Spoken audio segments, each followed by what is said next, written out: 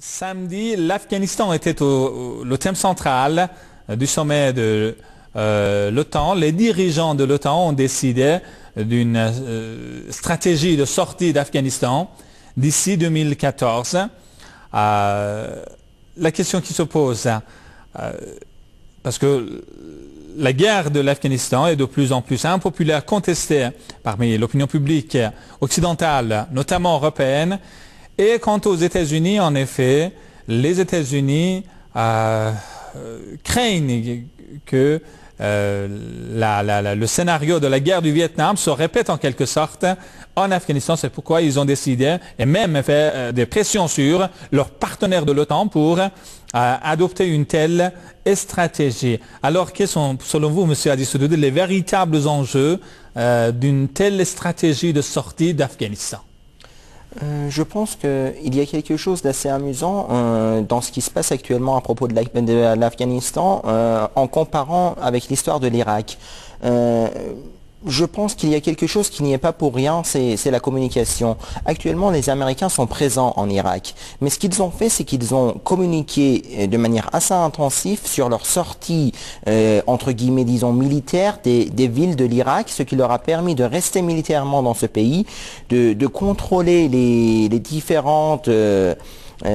disons, allées et venues, les importations, exportations, je pense principalement pétrolières de l'Irak, sans avoir en permanence à couvrir l'Irak. C'est-à-dire que, disons, du point de vue de la population américaine, les États-Unis ne sont plus en Irak. Donc, on n'a plus besoin de communiquer ce qui se passe en Irak via les différentes communiqués, les différents journaux internationaux.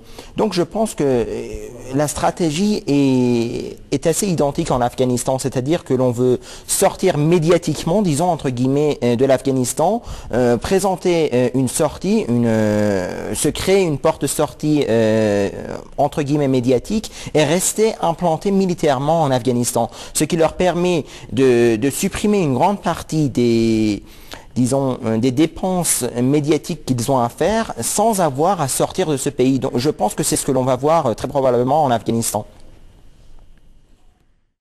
Monsieur Hadi Soutoudeh, cette sortie médiatique, propagandiste des États-Unis, de l'OTAN, d'Afghanistan, donc, outre son aspect médiatique, semble en effet permettre aux forces occidentales de se retirer de ce piège, de ce bourbier, n'est-ce pas? Je le pense. Il faut faire attention, à mon avis, à ce double langage, justement. C'est-à-dire que ce qui est important pour les forces occidentaux, je pense, c'est de ne plus couvrir cette défaite. C'est-à-dire que là où ça importe le plus, c'est la couverture de cette défaite. Quand les peuples, quand les gens de la rue voient que leurs forces militaires sont en train de perdre là où on ne prédisait d'aucune manière une défaite, ça a un prix qui est très fort pour les responsables politiques et militaires. Donc ce qu'il est important, c'est de pouvoir rester. On revient un peu à ce qu'on avait dit à propos des armements nucléaires, c'est-à-dire il faut pouvoir garder l'arme tout en disant qu'on est pour le démantèlement. Là aussi, il faut en quelque sorte rester et dire à tout le monde qu'on est parti. Ça, s'ils arrivent à faire croire aux gens qu'ils sont partis alors qu'ils restent en Afghanistan, ce sera une véritable victoire pour les militaires.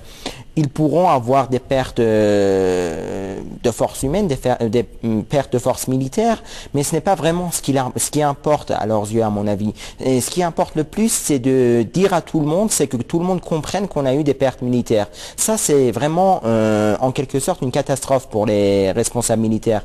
Même l'annonce de l'accord bilatéral entre l'OTAN et le président, comme on voit justement sur les images, le président afghan Hamid Karzai n'a pas pu dissiper le malentendu, voire les tensions qui existent entre l'Afghanistan, le président afghan et les forces occidentales, notamment les États-Unis, en ce qui concerne la montée en flèche des pertes civiles, parce que les tensions persistent toujours. Exactement. mais ce qu'on pourrait arriver à faire si on dit qu'on est parti, c'est qu'on pourrait étouffer ces voix. C'est-à-dire que là, si on dit à tout le monde qu'on n'est plus en Afghanistan, là, personne ne vous croira quand on dira que les Américains ont créé des pertes civiles. Et on pourra ne plus couvrir ces pertes civiles et ces pertes militaires qui existent également du côté de l'OTAN. Revenons aux relations entre la Russie et l'OTAN. Pensez-vous qu'à long terme, les autorités de Moscou, justement, s'accordent avec l'extension, comme vous disiez tout à l'heure, de l'OTAN dans sa base arrière, notamment vers les républiques de l'ex-Union soviétique? Je pense que l'OTAN, si on se retourne vers l'histoire de la création de l'OTAN a été créé pour contrer la Russie. Et donc, tant que l'OTAN existera en tant que tel, avec ce nom, avec cet historique actuel, on ne pourra jamais avoir d'accord entre la Russie et l'OTAN. Il serait, à mon avis, assez déshonorant pour la Russie d'accepter de s'allier avec une organisation qui a dans sa charte première, qui a dans ses objectifs de création de s'opposer avec la Russie, de contrer la Russie en tant que force militaire. Et bien que l'on annonce sur tous les pupitres et sur tous les plateaux que l'OTAN a changé de stratégie, bien que l'on annonce à tout le monde que la guerre froide est terminée, il m'est assez impensable que la Russie accepte l'OTAN en tant que défenseur face à quoi que ce soit. C'est-à-dire que c'est une organisation qui est historiquement incompatible avec la Russie, à mon avis.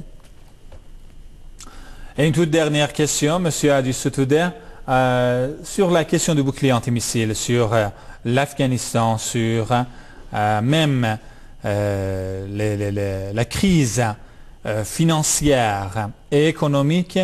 Il paraît que ce qui est d'ailleurs ce qui s'est révélé lors de ce récent sommet de l'OTAN, il paraît que les pays européens, malheureusement, se sont soumis en quelque sorte à la volonté américaine, non?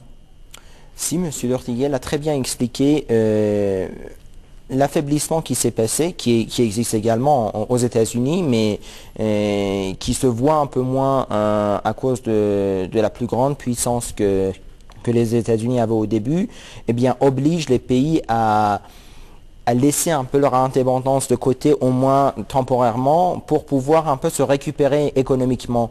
Je pense que tout le monde se rappelle que c'est le plan Marshall qui a en gros sauvé les pays européens après la Seconde Guerre mondiale. Et je pense que tout le monde se rappelle cette histoire encore, bien qu'on le dise beaucoup moins. Et c'est encore ce que l'on cherche actuellement, c'est-à-dire un soutien américain qui pourrait leur permettre de retrouver la croissance qu'ils avaient et de retrouver un peu leur force économique pour pouvoir un peu recommencer à, entre guillemets, gonfler les muscles et montrer des puissances militaires. Mais actuellement, comme la santé économique ne va pas très bien, on voit assez mal les Européens faire cavalier seul et se diriger vers une indépendance, qu'elle soit économique ou militaire.